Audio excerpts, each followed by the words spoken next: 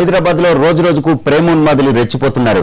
ప్రేమ పేరుతో యువతుల జీవితాలను మధ్యలోనే తుంచేస్తున్నారు. యాసిడ్ దాడులు, కత్తులతో నరకడాలు, బెదిరించడం వంటి వరుస ఘటనలతో హైదరాబాద్ లో మహిళల భద్రత ప్రశ్నార్థకం అవుతోంది.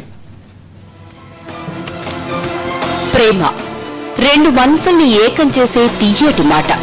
ప్రేమను ఎంతో పవిత్రంగా భావిస్తారు. కానీ ఈ మధ్య కాలంలో ప్రేమ పేరుతో దాడులు ఎక్కువవుతున్నాయి. ప్రేమోన్మాదం తలకెక్కి కొందరు పైశాచికంగా ప్రవర్తిస్తున్నారు. నిర్భయ లాంటి కఠిన చట్టాలు వచ్చినా అమ్మాయిలపై దాడులు ఆగటం లేదు. విజయవాడలో శ్రీలక్ష్మి, వరంగల్లో స్వప్నిక ప్రణీత, 6 నెలల క్రితం అరోరా ఇంజనీరింగ్ కళాశాల బీటెక్ విద్యార్థిని రవళి. ఇలా చెప్పుకుంటూ పోతే వందల సంఖ్యలో యువతులు ప్రేమోన్మాద బాధితులే.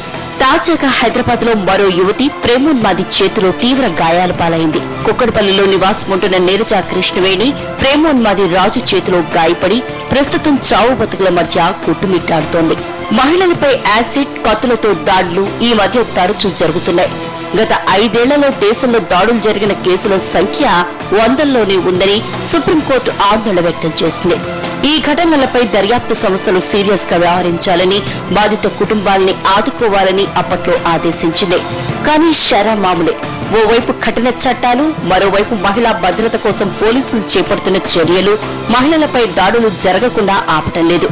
ఇక నగరంలో పోలీస్ స్టేషన్ స్థాయి నుంచే మహిళా భద్రత కోసం అనేక చర్యలు చేపట్టారు. ఈవ్ టీజింగ్ పై దృష్టి సారించారు. ప్రత్యేకంగా ఏర్పడిన షీ టీమ్స్ నిఘా కళ్లతో ఆకతాయిల ఆట కట్టిస్తూనే ఉన్నారు. కానీ దాడులు ఆగటం లేదు.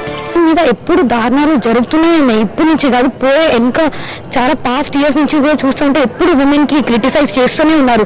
ఆర్టికల్ 14 రైట్ ఈక్వాలిటీ అని అంటారు, కానీ అసలు ఎన్ని మెంబర్స్ అప్లై చేస్తున్నారు? నిజంగా చెప్పండి, మీకు అసలు ఉమెన్ కి అసలు ఏం రైట్స్ లేవా? తన ఒపీనియన్, తన మ్యారేజ్ కన్నా తన కన్సెంట్ లేకుండా అబ్బాయి ఫోర్స్ చేసి అసలు మ్యారేజ్ చేసుకుంటానంటున్నాడు. How can it possible? అసలు మ్యారేజ్ అంటే లైఫ్ టైం కమిట్మెంట్. అమ్మాయి ఇష్టం లేకపోయినా తన వెనుక పడి చంపేసి తన ప్రాణం తీసేసి అయినా కూడా వాళ్ళ పేరెంట్స్ ని ఉట్టి కూర్చుంటున్నారు. ఏ పేరెంట్ ఉట్టి కూర్చున్నా? గ్రేటర్ పరిధిలో నిత్యం చోటు చేసుకుంటున్న ఇలాంటి ఘటనలు ఒళ్లు జలదింప చేస్తున్నాయి. పాలకులు హైదరాబాద్ కు విశ్వఖ్యాతం తీసుకొస్తామని, నేరరహిత నగరంగా తీర్చిదిద్దుతామని చెప్తున్నా అకృత్యాలు ఆగటం లేదు. 2011 నుంచి 2013 వరకు జంట పోలీస్ కమిషనరేట్లలో మహిళలపై జరిగిన దారుణాలకు సంబంధించి 10,500కు పైగా కేసులు నమోదయ్యాయి. గత 3 ఏళ్లలో లైంగిక దాడులకు సంబంధించి 521 కేసులు నమోదు కాగా కేవలం 4 శిక్ష పడింది. పోలీసుల దర్యాప్తు తీరు సరిగా లేనందునే ఈ పరిస్థితి ఎదురవుతోందనే ఆరోపణలు వినిపిస్తున్నాయి.